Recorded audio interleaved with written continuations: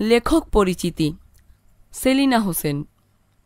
সেলিনা হোসেন বাংলাদেশের বিশিষ্ট ঔপন্যাসিক ও ছোট গল্পকার। তিনি 14 জুন 1947 খ্রিস্টাব্দে রাজশাহীতে জন্মগ্রহণ করেন। তিনি বাংলা একাডেমিতে পরিচালক পদে থাকা অবস্থায় অবসর গ্রহণ করেন।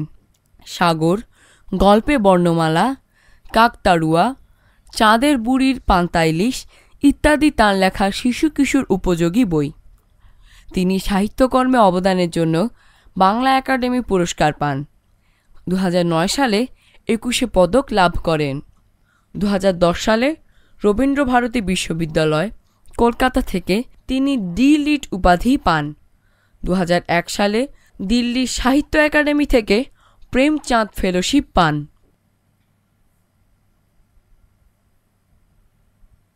অপেক্ষা। লেখক পরিচিতি। সেলিনা হোসেন। অপেক্ষা।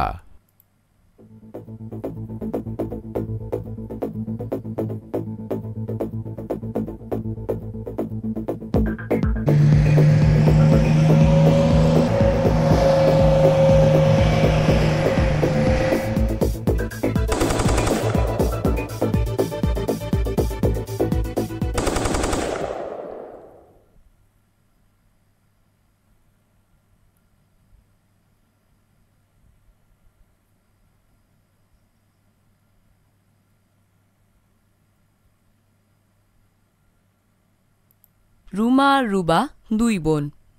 ওদের খুব ভাব, একসঙ্গে স্কুলে যায়, একসঙ্গে খেলে, খুব কমই ঝগড়া হয় ওদের। রুমার বয়স 12 আর রুবার 10। দুইজনের জন্মদিন নিয়ে ওদের বাবা মায়ের এক একটি গল্প আছে।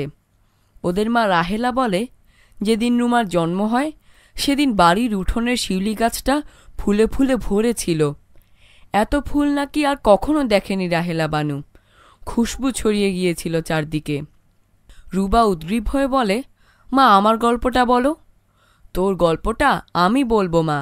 এ কথা বলে জসিম মিয়া মেয়েকে জড়িয়ে ধরে, বলে, যেদিন তুই হলি সেদিন বাড়ির বাইরের আম গাছটার নিচে বসে আছি।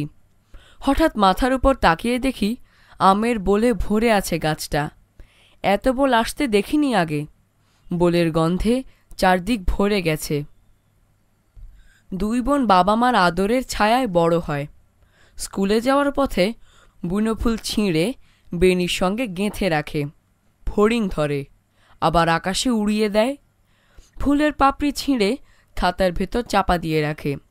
শুকিয়ে গেলে বাবার কপালে লাগিয়ে দিয়ে বলে, বাবা তোমার 1000 বছর আয়ু হোক। মায়ের কপালে লাগিয়ে দিয়ে বলে, মা তোমার ভাতের হাঁড়ি ভরা থাকুক।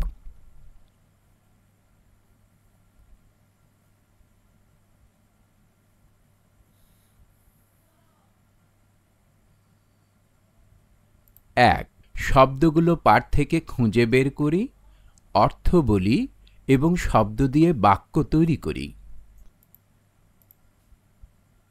2, যুক্ত বর্ণগুলো দেখি, যুক্ত বর্ণ দিয়ে গঠিত শব্দগুলো পড়ি ও লিখি।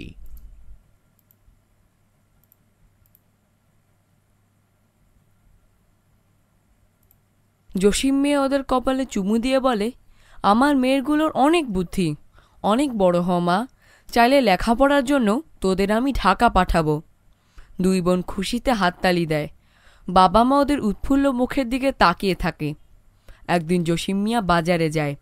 সেখান থেকে 2 সের চাল ডাল কিনে বাড়ি ফিরে বারান্দায় ধপাস করে বসে পড়ে। ছুটে আসে রাহেলা বানু। কি হয়েছে? যুদ্ধ।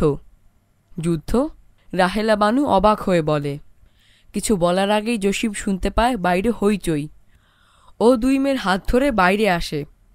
দেখে লোকজন আম গাছের নিচে গোল হয়ে বসে রেডিওতে খবর শুনছে। বিবিসির খবরে বলছে, ঢাকা শহরে গত মধ্যরাতে গণহত্যা শুরু করেছে পাকিস্তানি সেনাবাহিনী। জসিমের মনে পড়ে কিছুদিন আগে ওরা বঙ্গবন্ধুর 7ই মার্চের ভাষণ শুনেছিল। এবারের সংগ্রাম আমাদের মুক্তির সংগ্রাম, এবারের সংগ্রাম স্বাধীনতার সংগ্রাম। লোকজন খবর শুনে উত্তেজিত হয়ে বলে, আমাদের সবাইকে যুদ্ধ করতে হবে।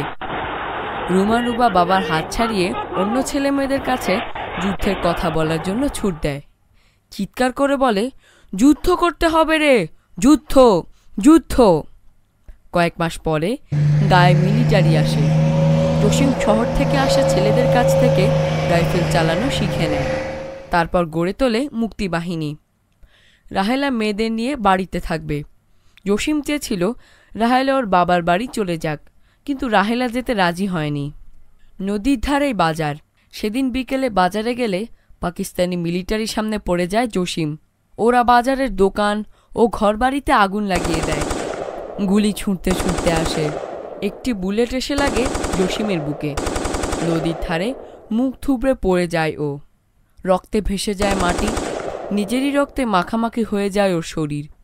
মিলিটারিরা চলে গেলে যারা পালিয়ে গিয়েছিল তারা ঘরে ফিরে আসে। রাহেলাও মেয়েদের নিয়ে আসে বাড়িতে। অনেক বাড়ি পুড়ে গেলেও ওদের বাড়িতে আগুন লাগেনি। বড় আম গাছটা ঘরের চাল আড়াল করে রেখেছে বলে আগুন এখানে আসতে পারেনি।